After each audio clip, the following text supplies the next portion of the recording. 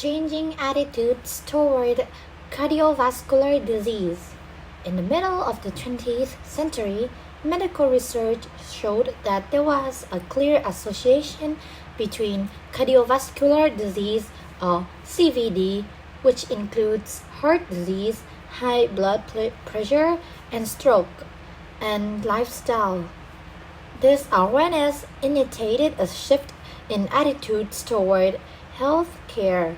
Health experts began to emphasize the idea that people could take control of their own health instead of relying on medical help. But by paying attention to factors such as smoking, stress, nutrition, and exercise, people could reduce the chance of having CVD. People listened. As a result, many more people now recognize the correlation between a healthy or unhealthy heart and lifestyle. Various behavioral changes demonstrate this shift in attitude. Many people are no longer depending on doctors for advice and treatment. Instead, they are focusing on preventive measures and taking responsibility for their own health.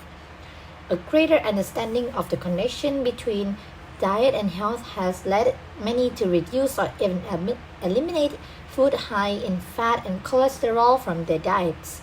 Similarly, people are also becoming more serious about reducing stress, a known risk factor for CVD.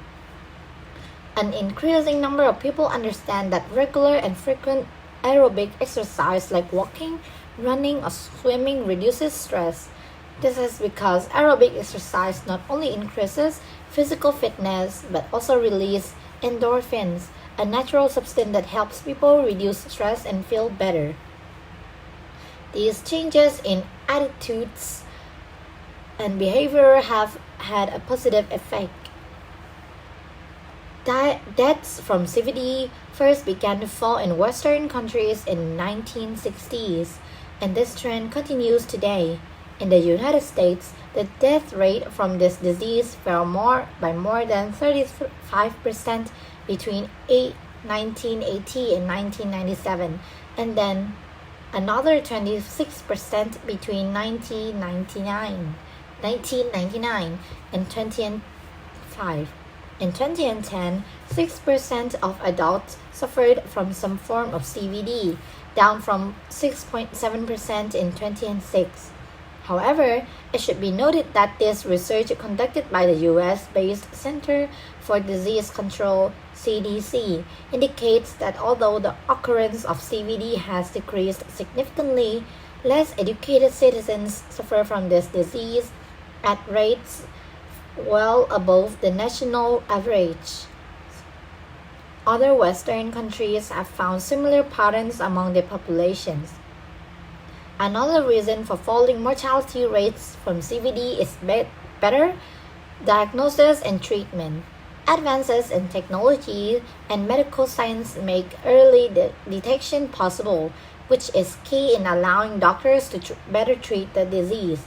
Moreover, new drugs are more effective in lowering blood pressure and cholesterol and are becoming more accessible to people worldwide.